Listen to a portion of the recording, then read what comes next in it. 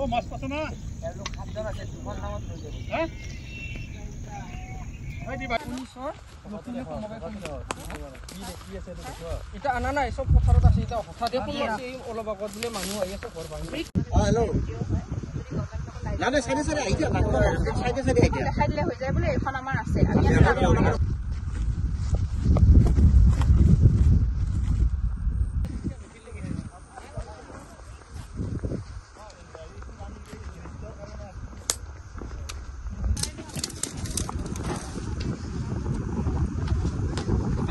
coat কেনেদৰে হৈছে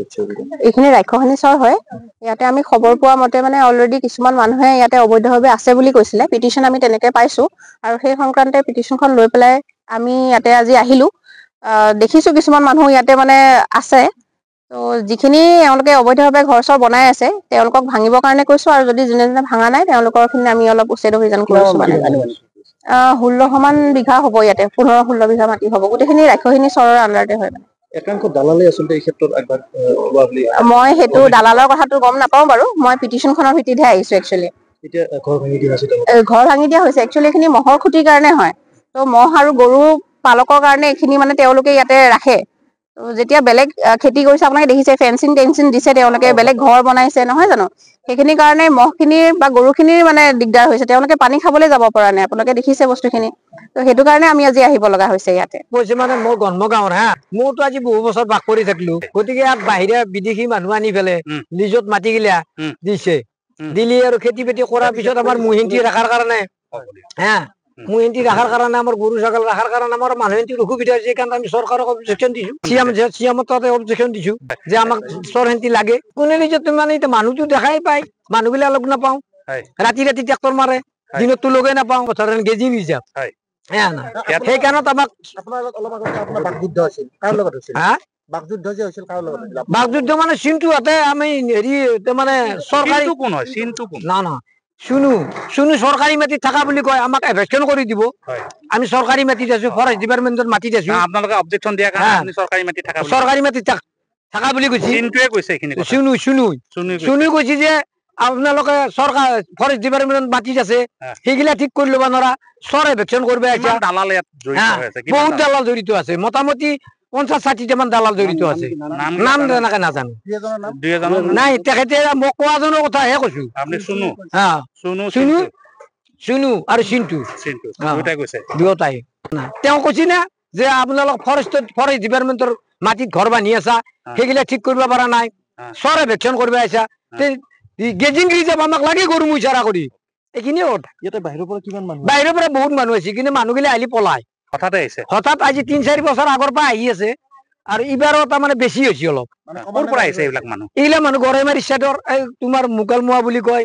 মেলপাৰা বুলি কয় য'ত ভাঙিছে ধানবাৰী বুলি কয় য'ত ভাঙিছে গৰুগুটিৰ পৰা অহা বুলি কয় গৰুগুটিত য'ত এভেকশ্যন কৰিছে তাৰ পৰা অহা বুলি কয় নাই আমাক দেখা পালে ভয়তে কাহাৰ হয় আজি বাইদেউ তাৰমানে এইটো এভেকশ্যনৰ টিং পাত গিলাখান ঘৰ দুৱাৰ গিলা ভাঙি দিছি বাকী খেতি বাতি গিলাখানৰ কোনো এটা একশ্যন লোৱা নাই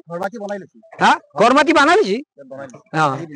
আজি ভাঙি দিলে কোনে ভাঙি দিলে বাইদেউ বিডিঅ বাইদেউ ভাঙি দিলে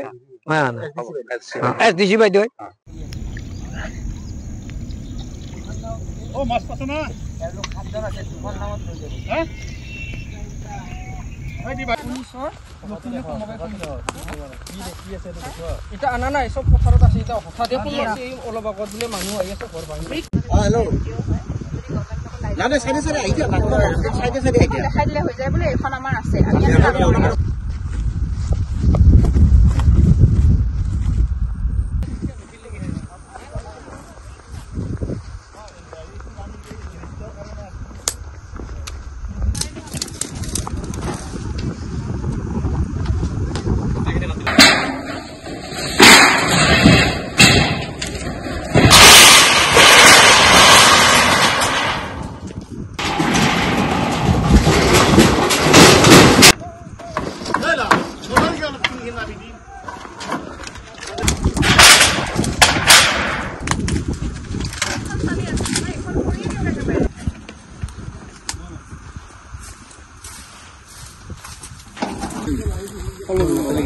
মহাপুতি হয় আমি তাৰমানে বাইদেউ 3-4 বছৰ কৰিয়ে আছো তাৰমানে খেতিটো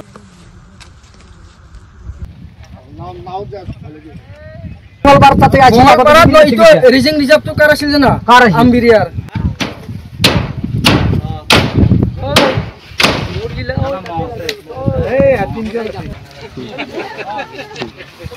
অলপ আগতে কনফাৰ্ম কৰিম ইমান আৰু ইমান দাম আমি আহো কিতাবা বনাই খাওঁ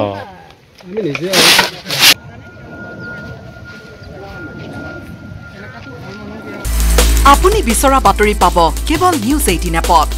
নিউজ 18 এপ ডাউনলোড কৰিবলৈ স্ক্যান কৰক এই QR কোড গুগল প্লে ষ্টৰতো পাব এই নিউজ 18 এপ